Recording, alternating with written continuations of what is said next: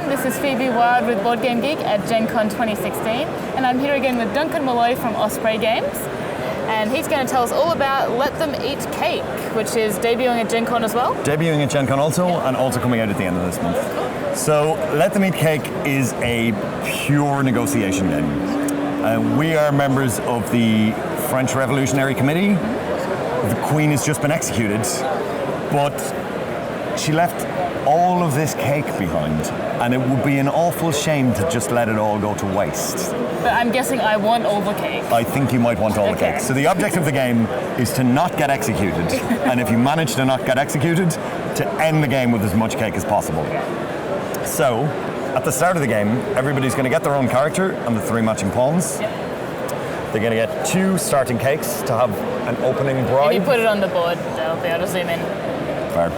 And they're going to have 3 medals of honor, which I conveniently have left inside the box. That's right. Let me grab them here. So you're going to have 3 medals of honor, and I'm going to grab the head of committee rosette. And you're also going to have a voting card in the color of every other player in the game. So the way that it's going to work, each round is a series of 5 actions. And what we're going to do is we're going to elect somebody to each position on the committee. They're going to quickly take the action, and then we'll vote somebody onto the next position. The problem with this is, every time we vote, I'm going to try and get somebody who I think is going to be favorable to me elected. So we're going to negotiate. I might have to bribe somebody by giving away some of my cake or some of my medals of honor. And we're all going to vote face down and reveal simultaneously. So say I think blue is my ally, I'm going to vote for blue in this turn. The major problem I'm going to find is that I don't get that voting card back until I have used all of the rest of my voting cards. So hypothetically, let's say you wanted to be the head of the committee, but I wanted you to be the guillotine operator. I'm not going to vote for you for head of committee, because then I'm not going to have the card to vote with later. And I'm just going to have to hope that you don't take it personally and decide to turn against me halfway through the game. Briefly speaking, each of the actions are the head of the committee, who is going to take the head of committee rosette, and they are going to break ties in any other votes. But they're also going to take 1 medal of honor for themselves and either give a medal of honor to another player or take a medal of honor away from another player. The medals of honor are important because whoever has the fewest medals of honor is declared the enemy of the revolution and has to put one of their pawns in the guillotine.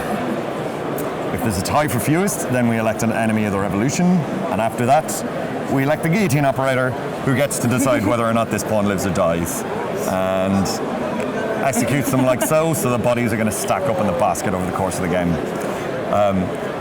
Second last then, we have the secretary, who's going to draw as many cards from the deck as there are players, and these cards are a mixture of generals and cakes of different values.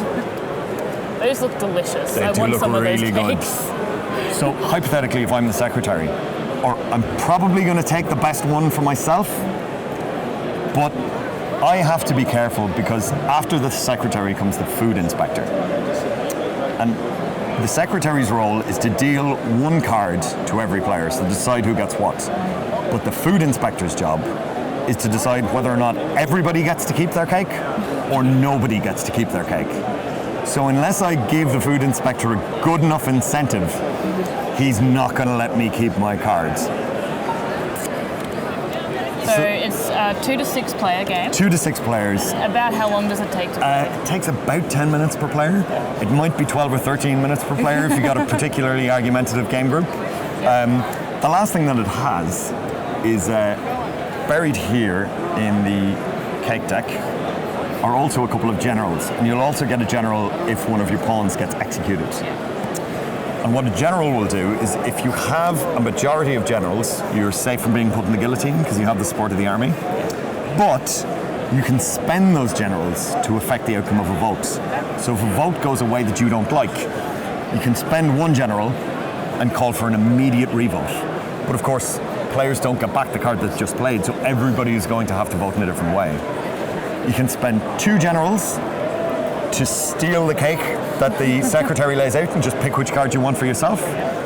And you can spend 3 generals to just skip the voting process entirely for one action and just declare who you want to win. So as soon as one player has had all of their pawns executed, the game is over. Or alternatively, as soon as one player reaches cake to a value of 40, the game is over. And the winner is the surviving player with the most cake. So it doesn't matter if you have a cake hoard and you're dead. Exactly. Yep. You need to be able to eat the cake too. It's no good if you can't put it in your mouth. I knew that pun was in there. Anyway, that is Let Them Eat Cake from Osprey Games. Thank you very much. Thanks, guys.